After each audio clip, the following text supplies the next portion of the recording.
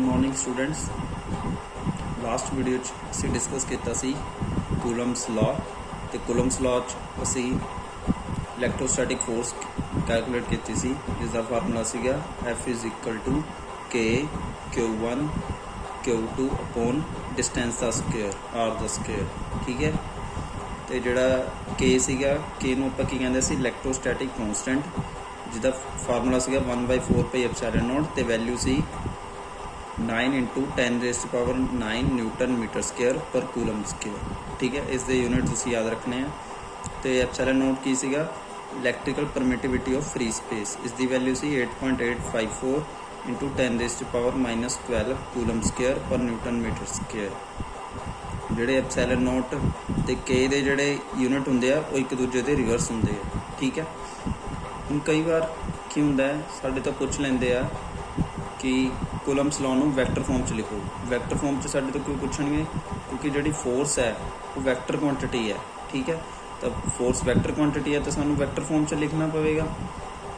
तो vector form च लिखण लई हुण सानूं मैगनीट्यूड दा फोर्स का पता लग गया भी F is equal to a formula हुंदा है।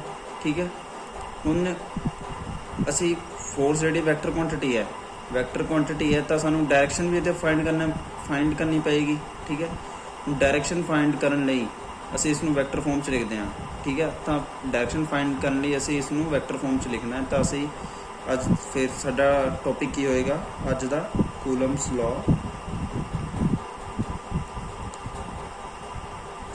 Law in vector form.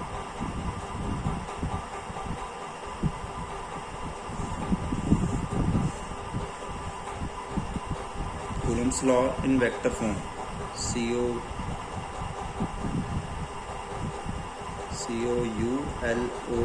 COULOMB Coulomb's law in vector form. ठीक है। इस दे विच असीं की करांगे, असीं एक प्लेन कंसीडर करांगे XY प्लेन। ठीक है। ओरिजिन हुंदा है। इस दे विच असीं दो चार्जेस कंसीडर करते हैं Q1 एंड Q2। ठीक है। ਹੁਣ ਅਸੀਂ ਇਹ ਦੋਨੋਂ ਚਾਰਜਸ ਦੀ ਪੋਜੀਸ਼ਨ ਡਿਫਾਈਨ ਕਰਨੀ ਹੈ। ਠੀਕ ਹੈ। ਇਹ ਦੋਨੋਂ ਚਾਰਜਸ ਅਸੀਂ Q1 Q2 ਕੰਸੀਡਰ ਕੀਤੇ, ਇਸ ਦੀ ਅਸੀਂ ਹੁਣ ਪੋਜੀਸ਼ਨ ਡਿਫਾਈਨ ਕਰਨੀ ਹੈ। ਠੀਕ ਹੈ। ਪੋਜੀਸ਼ਨ ਡਿਫਾਈਨ ਕਰਨ ਲਈ ਅਸੀਂ ਇੱਕ ਵੈਕਟਰ ਯੂਜ਼ ਕਰਾਂਗੇ ਜਿਸ ਨੂੰ ਆਪਾਂ ਕਹਾਂਗੇ ਪੋਜੀਸ਼ਨ ਵੈਕਟਰ। ਪੋਜੀਸ਼ਨ ਵੈਕਟਰ ਉਹ ਵੈਕਟਰ ਹੁੰਦਾ ਹੈ ਜਿਹੜਾ ਕਿਸੇ ਪੁਆਇੰਟ ਦੀ ਓਰੀਜਨ ਤੋਂ ਪੋਜੀਸ਼ਨ ਦੱਸਦਾ ਹੈ। ਠੀਕ ਹੈ। Position vector is a vector which define the position of any point with respect to origin। ठीक है। तो असीं की करांगे, असीं एक वैक्टर ड्रॉ करते हैं ओरिजिन तो Q1 वाल नूं। ये असीं एक वैक्टर ड्रॉ करता। ठीक है। तो असीं इसकी पोजीशन डिफाइन करांगे। ठीक है। तो असीं इस नूं डिनोट करता R, इसकी पोजीशन डिफाइन करती R1 वैक्टर।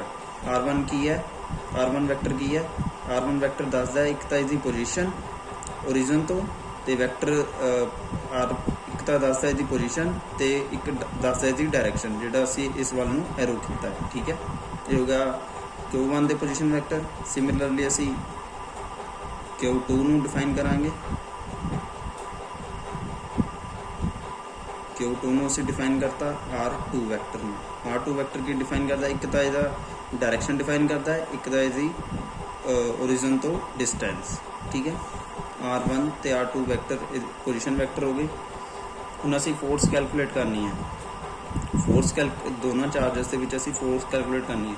फोर्स कैलकुलेट करने सानूं की चाहिए, एक तो इन्हां दोनों दे विच डिस्टेंस। ठीक है। हुण मान लो जे असीं Q1 तो Q2 वाल जा रहे हैं। ठीक है। Q1 तो Q2 वाल असीं डिस्टेंस मेजर करते हैं, तो असीं इसनूं डिफाइन कितना करांगे, मतलब Q1 तो Q2 वाल जा रहे हैं तो असीं इसनूं इस तरह डिनोट करांगे। Q1 तो Q2 वाल असीं डिस्टेंस मेजर की, मान लो ये R1 2, क्योंकि 1 तो 2 वाल जा रहे हैं तो R1 2 इसनूं ये डिसप्लेसमेंट हो गई। Q1 तो Q2 दे विच जिहड़ी दोनों के जिहड़ी डिसप्लेसमेंट है असीं इसनूं किस नाल डिनोट करता R1 2 वैक्टर नाल। ठीक है। इसनूं असीं डिसप्लेसमेंट वैक्टर भी कह दिंदे मान लें जैसे Q2 तो Q1 वाल जा रहे हैं तो ਅਸੀਂ इसमें डिनोट करांगे इस तरह, ठीक है। ਅਸੀਂ इस तरह डिनोट करांगे, इसमें ਆਪਾਂ नाम देवांगे R21 वैक्टर, ठीक है। ਹੁਣ डिस्टेंस है जी Q1 ਤੇ Q2 ਦੇ ਵਿੱਚ ਦੋਨਾਂ ਦੀ ਸੇਮ ਹੈ ਤਾਂ ਅਸੀਂ ਇਸ ਨੂੰ ਕਿਵੇਂ ਲਿਖ ਸਕਦੇ ਹਾਂ, R12 vector is equal to R21 vector. Distance ਤਾਂ ਇਹਨਾਂ ਦੇ ਵਿੱਚ ਜਿਹੜੀ Q1 ਤੋਂ Q2 ਤੋਂ ਲੈ ਕੇ ਦੋਨਾਂ ਦੇ ਵਿੱਚ ਸੇਮ ਹੈ, ਬਟ ਕੀ ਹੈ, ਬਟ ਹੈ ਕਿ ਇਹ ਦੂਜਿਆਂ ਦੇ ਓਪੋਜ਼ਿਟ ਨੇ, ਠੀਕ ਹੈ। ਓਪੋਜ਼ਿਟ ਨੇ ਤਾਂ ਅਸੀਂ ਇਸ ਨੂੰ ਕਿਵੇਂ ਲਿਖ ਸਕਦੇ ਹਾਂ, ਮਾਈਨਸ ਨਾਲ ਕਿਉਂ ਲਿਖਿਆ, ਕਿਉਂਕਿ ਜਿਹੜਾ ਇਹਨਾਂ ਦੋਨਾਂ ਦਾ ਜਿਹੜੇ ਇਹਨਾਂ ਦੋਨਾਂ ਦੇ ਵੈਲਿਊ ਆ, ਮਤਲਬ ਮੈਗਨੀਟਿਊਡ ਹੈ, ਜਿਹੜਾ ਮੈਗਨੀਟਿਊਡ ਹੈ ਉਹ ਤਾਂ ਸੇਮ ਹੈ, ਪਰ ਜਿਹੜੀ ਡਾਇਰੈਕਸ਼ਨ ਹੈ ਉਹ ਓਪੋਜ਼ਿਟ ਹੈ, ਇਸ ਕਰਕੇ ਇਸ ਨੂੰ ਮਾਈਨਸ ਲਿਖਤਾ। ਅਸੀਂ ਇਸ ਨੂੰ ਓਪੋਜ਼ਿਟ ਵੈਕਟਰ ਵੀ ਕਹਿ ਦਿੰਦੇ ਹਾਂ, ਠੀਕ ਹੈ। ਹੁਣ ਕੀ ਕਰਨਾ ਹੈ, ਅਸੀਂ फोर्स कैलकुलेट करनी है, ठीक है। फोर्स कैलकुलेट करनी है। हम मान लें दोनों चार्जेस सेम नेचर के ने तो फोर्स कितनी लगेगी, फोर्स लगेगी इन्होंने दोनों लाइन में, मैं तुम्हें पिछले लैक्चर भी दस्या सी, जी फोर्स लगती है वो दोनों चार्जेस में जॉइन करने की लाइन दे अलोंग लगती है, तो फोर्स कितनी लगेगी, फोर्स लगेगी इस आउटवर्ड लगेगी, तो दोनों की होंगी ओपोजिट डायरैक्शन, ठीक है। मान लो इसनू फोर्स एफ कह दें तो इसनू कह दें एफ, बट असी इन फोर्स नू अलग नाम देना है, इन्हों, ठीक है। मान लो ये जी Q1 ते फोर्स लग रही है, ये जी Q1 ते फोर्स लग रही है, ठीक है, फोर्स लग रही है एफ Q1 ते, मान लो F1 लग रही है, तो किदे करके लग रही है उसनू आपां कहांगे, इसनू लग Q2 दे करके लग रही है तो इसनू 2 लिख देंगे। तो इसका मीनिंग क्या है, जी 1 ते फोर्स लग रही है किदे करके लग रही है, 2 दे करके, ठीक है। तो एक जी फोर्स होगी F12, सिमिलरली इधर Q2 ते लग रही है तो F2 किदे करके लग रही है तो F21, ठीक है। असी ये 2 फोर्स आ गई, ठीक है।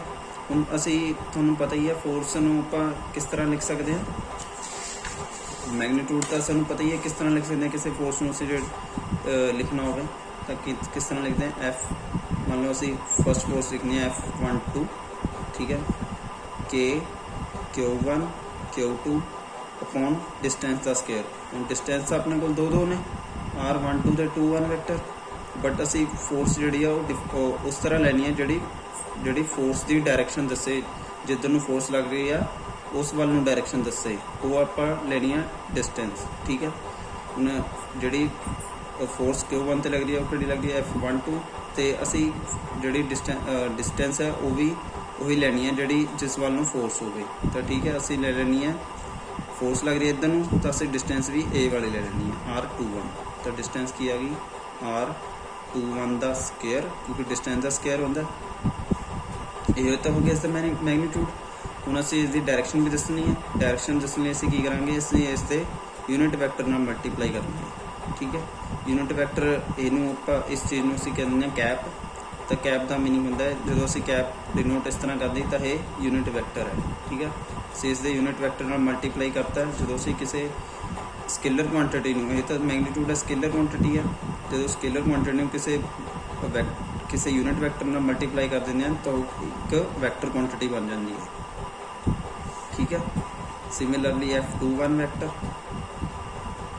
वैक्टर की होएगा के Q1 Q2, जी फोर्स है वो F21 है, ठीक है, इधर नूं है तो असी डिस्टेंस भी किहड़ी लेनी है इधर वाली जी इधर नूं जा रही, ठीक है। तो किहड़ी होएगी R12 का स्केयर, तो यूनिट वैक्टर मल्टीप्लाई करना R12 का कैप, ठीक है, ये होगी, ठीक है। ਹੁਣ ਜਿਹੜੀ ਅਸੀਂ ਇੱਕ डिस्टेंस कैलकुलेट ਕੀਤੀ है, ये ਜਿਹੜੀ R12 है तो R21 वैक्टर है, ठीक है। ये तो असी अपने को एज्यूम की है जिन्होंने डिसप्लेसमेंट, बट सानू चाहिए कि R1 तो R2 वैक्टर में, तो फिर असी R1 तो R21 की वैल्यू कैलकुलेट करनी है। वो किस तरह करांगे, असी की करांगे, असी वैक्टर लॉ तुसी +1 च पढ़ाना वैक्टर लॉ ऑफ एडिशन, ठीक है। तो असी वो यूज़ करांगे कि वैक्टर लॉ ऑफ एडिशन की होंदा है,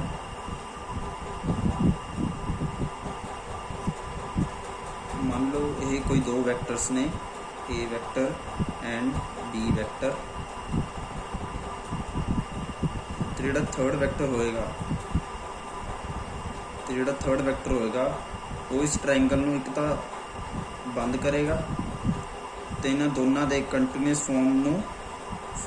ਫਾਰਮ ਦੇ ਓਪੋਜ਼ਿਟ ਹੋਏਗਾ, ਠੀਕ ਹੈ, ਜਿਸ ਨੂੰ ਆਪਾਂ ਰਿਜ਼ਲਟੈਂਟ ਵੈਕਟਰ ਵੀ ਕਹਿ ਦਿੰਦੇ ਹਾਂ। ਤਾਂ ਟ੍ਰਾਇੰਗਲ ਆਫ ਵੈਕਟਰ ਐਡੀਸ਼ਨ ਕੀ ਹੁੰਦਾ ਹੈ? ਜਦੋਂ ਵੀ ਅਸੀਂ ਕੋਈ ਦੋ ਵੈਕਟਰਸ ਜਿਹੜੇ ਟ੍ਰਾਇੰਗਲ ਦੇ ਦੋ ਵੈਕਟਰਸ ਕੰਟੀਨਿਊਸ ਫਾਰਮ 'ਚ ਹੋਣ, A vector and B vector, ਠੀਕ ਹੈ, ਉਹ ਟ੍ਰਾਇੰਗਲ ਦੀ ਦੋ ਸਾਈਡ ਨੂੰ ਰਿਪਰੈਜ਼ੈਂਟ ਕਰਦੇ ਨੇ। ਤੇ ਜਿਹੜਾ ਥਰਡ ਵੈਕਟਰ ਹੋਏਗਾ ਉਹ ਇੱਕ ਤਾਂ ਟ੍ਰਾਇੰਗਲ ਨੂੰ ਬੰਦ ਕਰੇਗਾ ਤੇ ਦੋਨਾਂ ਵੈਕਟਰਸ ਦੇ ਓਪੋਜ਼ਿਟ ਹੋਏਗਾ, ਦੋਨੋਂ ਵੈਕਟਰਸ ਦੇ ਕੰਟੀਨਿਊਸ ਫਾਰਮ ਦੇ ਓਪੋਜ਼ਿਟ ਹੋਏਗਾ। ਤਾਂ ਅਸੀਂ ਇਸ ਨੂੰ ਕੀ ਲਿਖ ਸਕਦੇ ਹਾਂ? R = A vector plus B vector, ਠੀਕ ਹੈ। ਕੋਈ ਵੀ ਦੋ vectors A vector and B vectors ਕਿਸੇ ਟ੍ਰਾਇੰਗਲ ਦੇ ਇਹ ਟ੍ਰਾਇੰਗਲ ਬਣ ਰਿਹਾ ਨਾ, ਟ੍ਰਾਇੰਗਲ ਦੇ ਲਾਈਨ ਦੀ ਫਾਰਮ 'ਚ ਹੋਣ, ਕਿਸੇ ਟ੍ਰਾਇੰਗਲ ਦੇ ਲਾਈਨ ਦੀ ਫਾਰਮ 'ਚ ਹੋਣ, ਤੇ ਜਿਹੜਾ ਥਰਡ ਲਾਈਨ ਹੋਏਗੀ ਉਹ ਇੱਕ ਤਾਂ ਟ੍ਰਾਇੰਗਲ ਨੂੰ ਬੰਦ ਕਰੇਗੀ ਤੇ ਜਿਹੜਾ ਤੇ ਓਪੋਜ਼ਿਟ ਡਾਇਰੈਕਸ਼ਨ 'ਚ ਹੋਏਗੀ। ਇਹ ਓਪੋਜ਼ਿਟ ਡਾਇਰੈਕਸ਼ਨ ਹੈ ਕਿਉਂਕਿ A ਕੰਟੀਨਿਊਸ ਹੋ ਗਿਆ, B ਇਸ ਦੇ ਕੰਟੀਨਿਊਸ ਹੋ ਗਿਆ। ਤਾਂ ਜੇ ਇਸ ਨੂੰ ਕੰਟੀਨਿਊਸ ਕਰਨਾ ਸੀ ਤਾਂ ਇਹ ਇੱਧਰ ਨੂੰ ਐਰੋ ਹੁੰਦਾ, ਠੀਕ ਹੈ, ਬਟ ਕੀ ਹੈ, ਇਹ ਓਪੋਜ਼ਿਟ ਡਾਇਰੈਕਸ਼ਨ 'ਚ ਹੈ, ਠੀਕ ਹੈ। ਤਾਂ ਕੀ ਹੋਏਗਾ? ਕੋਈ ਵੀ ਦੋ ਵੈਕਟਰਸ ਜਿਹੜੇ ਕੰਟੀਨਿਊਸ ਵੈਕਟਰ ਨੇ ਤੇ ਜਿਹੜਾ ਥਰਡ ਇਹਨਾਂ ਦਾ ਰਿਜ਼ਲਟੈਂਟ ਹੋਏਗਾ, ਇੱਕ ਤਾਂ ਉਹ ਟ੍ਰਾਇੰਗਲ ਨੂੰ ਬੰਦ ਕਰੇਗਾ ਤੇ ਓਪੋਜ਼ਿਟ ਡਾਇਰੈਕਸ਼ਨ 'ਚ ਹੋਏਗਾ। ਇਸ ਨੂੰ ਅਸੀਂ ਕਹਿ ਦਿੰਦੇ ਹਾਂ ਟ੍ਰਾਇੰਗਲ ਆਫ ਵੈਕਟਰ ਐਡੀਸ਼ਨ। ਤਾਂ ਇਸ ਨੂੰ ਕੀ ਲਿਖ ਸਕਦੇ ਹਾਂ? R vector = A vector plus B vector. Similarly ਅਸੀਂ ਆਪਣੇ ਡਾਇਗਰਾਮ 'ਚ ਯੂਜ਼ ਕਰਾਂਗੇ ਟ੍ਰਾਇੰਗਲ ਆਫ ਵੈਕਟਰ ਐਡੀਸ਼ਨ। ਮੰਨ ਲਓ ਅਸੀਂ ਇਹ O ਤੋਂ ਚੱਲੇ ਆ, ਇਹ ਕੰਟੀਨਿਊਸ ਵੈਕਟਰ ਹੋ ਗਿਆ ਇੱਕ ਤਾਂ, ਠੀਕ ਹੈ, ਇੱਥੇ ਤੱਕ ਇੱਕ ਇਹ ਕੰਟੀਨਿਊਸ ਵੈਕਟਰ ਹੋ ਗਿਆ। ਤਾਂ ਜਿਹੜਾ ਥਰਡ ਇਹਨਾਂ ਦਾ ਰਿਜ਼ਲਟੈਂਟ ਬਣੇਗਾ ਉਹ ਕੀ ਕਰੇਗਾ? ਇੱਕ ਤਾਂ ਟ੍ਰਾਇੰਗਲ ਨੂੰ ਬੰਦ ਕਰੇਗਾ ਤੇ ਕੰਟੀਨਿਊਸ ਫਾਰਮ ਦੇ ਓਪੋਜ਼ਿਟ ਹੋਏਗਾ, ਠੀਕ ਹੈ। ਤਾਂ ਇਹ ਕੀ ਹੋ ਗਿਆ? ਇਹ ਇਸ ਟ੍ਰਾਇੰਗਲ ਤੇ ਆਪਾਂ ਵੈਕਟਰ ਐਡੀਸ਼ਨ ਲਾਵਾਂਗੇ ਤਾਂ ਕੀ ਬਣੇਗਾ? ਇਸ ਤੇ ਲਾਇਆ ਤਾਂ ਕੀ ਬਣਾ? ਤਾਂ R2 ਵੈਕਟਰ ਨਹੀਂ, ਰਿਜ਼ਲਟੈਂਟ ਕਿਹੜਾ ਹੋਇਆ? R1 ਵੈਕਟਰ, R2 ਵੈਕਟਰ, ਇੱਕ ਇਹ ਕੰਟੀਨਿਊਸ ਹੋ ਗਿਆ ਤਾਂ ਇੱਕ R21 ਵੈਕਟਰ, ਇੱਧਰ ਨੂੰ ਐਰੋ ਆਣਾ ਤਾਂ ਕੀ ਹੋਊਗਾ? R21। ਤਾਂ ਇਸ ਨੂੰ ਅਸੀਂ ਕੀ ਲਿਖ ਸਕਦੇ ਹਾਂ? R21 ਵੈਕਟਰ ਕੀ ਦੀ ਵੈਲਿਊ ਕੀ ਆ ਜਾਏਗੀ? R1 vector minus R2 vector, ਠੀਕ ਹੈ, ਇਸ ਦੀ ਵੈਲਿਊ ਆ ਗਈ।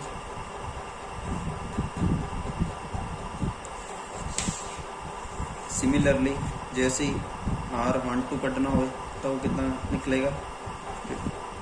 R12 ਕੱਢਣਾ, ਹੁਣ ਤੁਸੀਂ ਦੇਖਿਆ ਸੀ ਜਿਹੜਾ R12 ਹੈ ਉਹ = -R21 ਵੈਕਟਰ ਹੁੰਦਾ। ਤਾਂ ਇਹ ਕੀ ਆ ਜਾਏਗਾ? ਮਾਈਨਸ, ਇਹਨੂੰ ਸਿੱਧੇ ਲਿਖ ਦਾਂਗੇ R1 vector -R2 vector bracket. ਤਾਂ ਮਾਈਨਸ ਜਦੋਂ ਖੋਲਾਂਗੇ ਤਾਂ ਕੀ ਆਏਗਾ? R2 vector -R1 vector. ਇਹ R12 ਦੀ ਵੈਕਟਰ ਦੀ ਵੈਲਿਊ ਆ ਗਈ, ਠੀਕ ਹੈ। ਹੁਣ ਅਸੀਂ ਕੀ ਕਰਨਾ ਹੈ? ਸਾਡੇ ਫੋਰਸ 'ਚ ਕੀ ਆ ਗਿਆ? R12 ਦੀ ਵੈਲਿਊ ਆ ਗਈ। ਹੁਣ ਸਾਡੇ ਕੋਲ ਯੂਨਿਟ ਵੈਕਟਰ ਆ ਗਿਆ। ਯੂਨਿਟ ਵੈਕਟਰ ਨੂੰ ਅਸੀਂ ਕਿਸ ਤਰ੍ਹਾਂ ਫਾਈਂਡ ਕਰਦੇ ਹਾਂ? ਯੂਨਿਟ ਵੈਕਟਰ ਨੂੰ ਅਸੀਂ ਫਾਈਂਡ ਕਰਦੇ ਹਾਂ ਜਦੋਂ ਵੀ ਅਸੀਂ ਕਿਸੇ ਵੈਕਟਰ ਨੂੰ ਉਸਦੇ ਮੈਗਨੀਟਿਊਡ ਨਾਲ ਡਿਵਾਈਡ ਕਰਦੇ ਹਾਂ।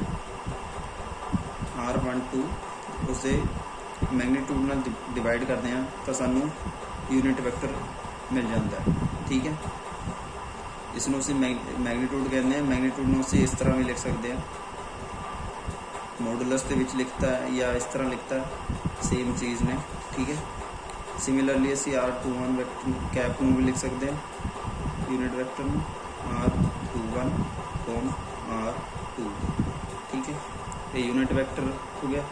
ਹੁਣ ਅਸੀਂ ਇਸ R12 R21 ਇਹ ਫੋਰਸ ਦੇ ਵਿੱਚ ਪੁੱਟ ਕਰ ਦਾਂਗੇ। R21 ਵੀ ਸਾਨੂੰ ਮਿਲ ਗਿਆ, ਠੀਕ ਹੈ। R21 ਯੂਨਿਟ ਵੈਕਟਰ ਦੀ ਵੀ ਵੈਲਿਊ ਮਿਲ ਗਈ। ਅਸੀਂ ਫੋਰਸ ਦੇ ਵਿੱਚ ਕੈਲਕੂਲੇਟ ਕਰ ਲਾਂਗੇ ਤਾਂ ਸਾਨੂੰ ਕੀ ਆ ਜਾਏਗਾ? Unit ਕੂਲਮਸ law in vector farm 'ਚ ਅਸੀਂ ਇਸ ਨੂੰ ਫਾਈਂਡ ਕਰ ਲਾਂਗੇ, ਠੀਕ ਹੈ। ਇਹ ਸੀਗਾ ਸਾਡਾ Coulomb's law in vector form. Thank you.